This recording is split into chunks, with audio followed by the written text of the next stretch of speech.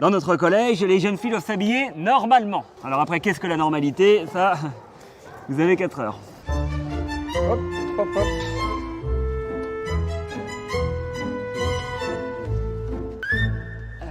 Alors la grande question de la rentrée, c'est est-ce que les filles s'habillent trop court ou pas? C'est sûr qu'on ne se poserait pas ces questions s'il ne faisait pas 35 degrés au mois de septembre. Oui, allô? Comment ça, elle porte une burqa en cours? Eh ben, elle enlève la burqa. Attendez, elle porte quoi en dessous? Eh ben, elle garde la burqa.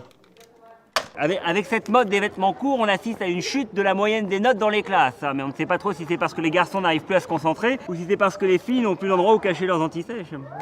En termes de code vestimentaire, la norme s'applique aux élèves, mais aussi aux professeurs. Dites donc, monsieur Lebrun, vous ne comptiez pas enseigner l'histoire dans cette tenue? Les élèves prônent une non-sexualisation du corps des femmes en s'inspirant de peuples comme les aborigènes ou les Imba. Et quand je fais un tour dans le gymnase après un cours d'acro-gym, je sens déjà que certains s'inspirent de l'hygiène des tribus primitives.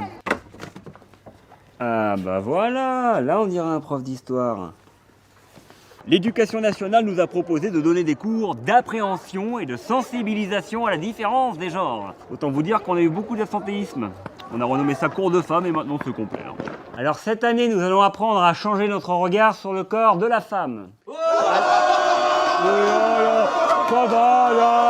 Après c'est sûr que c'est compliqué de dire aux élèves de s'habiller de façon républicaine quand dans le hall du collège, on a des bustes de Marianne sans soudis.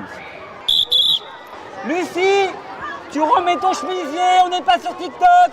Les représentations des hommes et des femmes sont différentes. Les femmes sont représentées par leurs habits, alors que les hommes... Mais y a rien là. Tout ça, c'est l'éternel combat entre l'ancienne génération et la nouvelle. Eux sont là pour faire bouger les choses et nous pour s'assurer que ça ne change pas. Faudrait pas non plus que le collège devienne un bon souvenir.